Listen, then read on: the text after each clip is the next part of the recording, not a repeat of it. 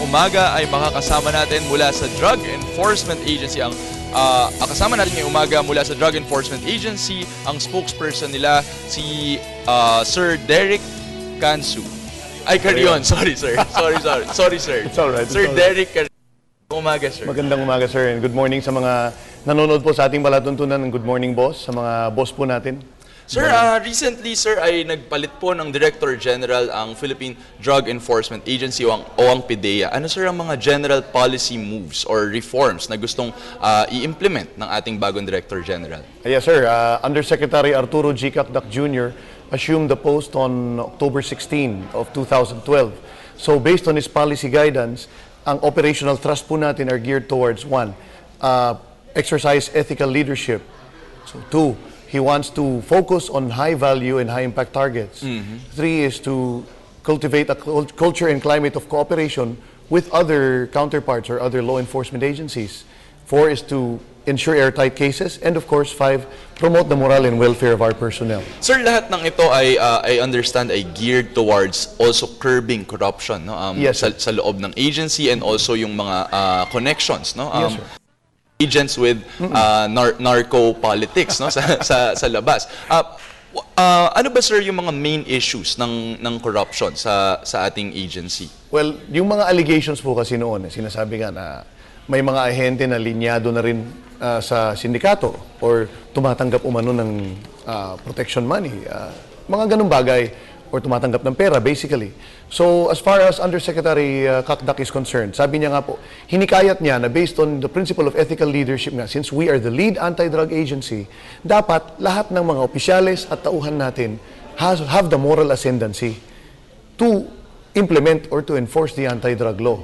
So, sabi niya, hindi dapat yung magaling lang pero hindi matino pero hindi magaling. So sabi nga, following the yung culture that was advocated by the late Secretary Jesse Robredo of the DILG, kailangan ang mga ahente at opisyalis natin parehong magaling at matino. Way, we're able to ensure na yung trabaho po natin maayos at hindi rin magrereklamo yung hinuli dahil hindi natin foul play, sabi nga niya. So ganun ang gusto niya pong mangyari, and kaakibat nito, to promote the morale and welfare, he's pushing for better benefit packages for all our officers and personnel. This will include the grant of hazard pay, which buti malaman nun ng taong bayan.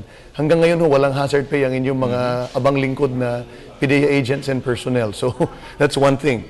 He's pushing for continued benefits in regard to health, to extend educational packages to our personnel for their continuing development in their careers, whether they're agents, pharmacists, chemists, or admin personnel. He wants to extend benefits hanggang sa pamilya po. So these are all in the offing. At sa tulong ng ating mga policymakers o mga mambabatas, our Director General hopes to continue these programs. Sir, kanina nabanggit niyo yung mga high impact at high level na drug use at drug pushing sa ating bansa. Ngayon kasi sir ay actually, ang napag-usapan natin kanina ay parang inaagaw or inaangkin ng kanya-kanyang agencies, yung mga krimen, no, na dapat umano ay pag-focusan nila. What is this about, sir? And what is this in relation to our police force? Sir, ang sabi nga po ni Undersecretary Cacdac, this is not about competition between agencies. So, to cite a few, just yesterday or so, the Philippine National Police Anti-Illegal Drugs Special Operations Task Force had another successful operation in Region 4A, which is connected to their initial operation here in Pasay, where nakakuha ng 1 kilogram of high-grade shabu, and then yung follow-up operation, may nahuling Chinese nationals and about 30 million worth of shabu again in Region 4A. Previous to this, the Quezon City Police District, because of its continued efforts in the District Anti-Illegal Special Operations Task Group, under Police Senior Inspector Razon and under the guidance or direction of Police Senior Superintendent Albano of QCPD, nakahuli po sila ng 39.5 kilograms, again, of high-grade shabu. So ang sinasabi po ng iba, perception was, teka muna, hindi ba dapat PDEA nakakahuli ng ganyang karami? Well, yes. However, sabi nga po ni General Cacdac, we are cultivating a culture and climate of cooperation. So, irregardless of whether ang makahuli ay PNP, NBI, Bureau of Customs, or even the military, or any other law enforcement agency, then maraming salamat po. We welcome that because it is consistent with our operational thrust of culture and climate of cooperation, and overall, nakakabawas po siya dun sa suliranin natin. In fact, nakakatakot, sir. Kasi tingnan nyo, bakit ang daming nahuhuli? Ang lalaki ng volume. So it is an indicator for all law enforcement agencies. It's an eye-opener for us na there are vigorous efforts on the part of to stock up on supply. So we need all the help, no? Yes, sir. That we can get. Yes, sir, because PDEA alone is only 1,895 and the agent component is about 880. So imagine, sir, we are an agency that is about less than 2,000 and our agents are less than 1,000 pa. How can we cover north to south ng Pilipinas kung hindi tayo tutulungan ng counterparts? Ano po ba ang marching orders ng ating mahal na Pangulo? 1, reduce supply. Kill the supply of dangerous drugs. 2, rehabilitate the users. So dito pa lang po, alam na natin ang marching orders or ang policy guidance from upstairs. So dito po nagmula yung policy guidance din ng ating leadership. All right, sir. Actually, kasabay din itong culture of cooperation naman ay gusto nyo rin i-expand or i-modernize din ang sariling programa ng PDEA. And I understand, sir, nagtatayo kayo ngayon ng mga bagong laboratorio para sa PDEA. Yes, Can you tell us more about this, sir? Yes, sir. Dati po, the PDEA laboratory, which I was a former director of dito, is based only at PDEA National Office or National Headquarters. Although it is very high-tech because 4 po ang working machines natin doon na GCMS. So, on top of this, gusto po ni Undersecretary Cakdak idagdag yung laboratories natin sa regional location. So right now, we have activated one in Region 1 based in San Fernando City, La Union. We have one in Iloilo, Region 6, one in Cebu, Region 7, and one in Davao, so Region 11. So if you notice, sirs, these are the population centers na nasa key locations where pwedeng lumapit or pwedeng pumunta yung mga ibang operating units natin, both PDEA and police, upang magpa-analyze ng nahuhuli nilang ebidensya as a result of anti-drug operations. So this is part of our capability and capacity enhancement. And we will be expanding further to other locations, for example, in Mimaropa, Mindoro, Marinduque, Romblon, Palawan, na pulo-pulo.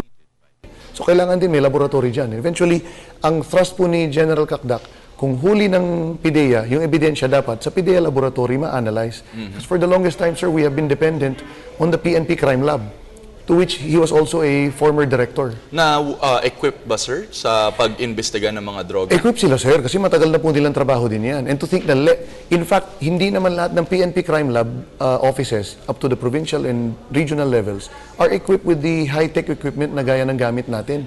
But they get the job done. So we will follow suit from this example na kung saan nagtatag din ng regional and provincial laboratories. Pero at least kahit regional lang, dahil yun po yung nakasaad sa batas na the PDEA should establish regional laboratory facilities from north to south. So yun ang gusto pong i-push ni Undersecretary Cakdak. Fortunately, dati rin siyang director ng Crime Lab and then eventually naging director ng DIDM or Directorate for Investigation and Detective Management ng PNP. So alam niya po yung trabaho talaga. So ang main concern sa pagpili ng mga lokasyon ng mga bagong laboratorio ay kung paano mapapalapit at mas madaling lumapit ang mga enforcers natin. Hindi kaya, sir, maganda rin tignan kung saan merong mga matataas na incidents din ng drug use sa ating bansa. Actually, sir, ano yung mga locations nga ba na matataas yung drug incidents? Okay. Based on collated data, because we have quarterly workshops, intelligence workshops with our counterparts from the police, ang datos po na nakuha natin, nakalap natin, sa Manila, ang drug affectation is about 92%. So this is Metro Manila. In the National Capital Region, 9 out of 10 barangays, more or less, ang drug affected in varying degrees. Kasi may categories po yan, sir. Category 3, there's at least one user in a certain barangay. Category 2, so category 3 is slightly affected. Category 2 is moderately affected. That means there's at least one user and one pusher in the location.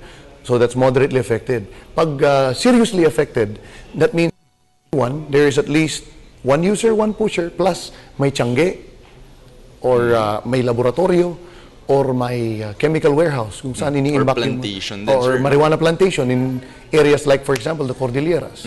So yun po. But nationwide, out of the about 42,000 plus barangays, about 18% or 7,200 plus are drug affected in varying categories, sir. So this is an eye-opener nga para sa atin na sabihin mo, 18%? Hindi eh. Delikado pa rin yan because Tama, sir. 18% Halos of all barangays. 1/5 yun, no? ng buong bansa. Kumbaga, for law enforcers like us, it's alarming. So we should really work hand in hand. And kaakibat nito, sir, buti nabanggit nyo, hindi lang pwede rin na sa law enforcer, sa gobyerno aasa ang taong bayan. Kaya nga po dapat kasama ang taong bayan, kasama ang barangay, kasama ang family. If you go down, kasama ang individual himself. You take it upon yourself to be drug-free. And then move it to your family. Keep open lines of communication between parents and children.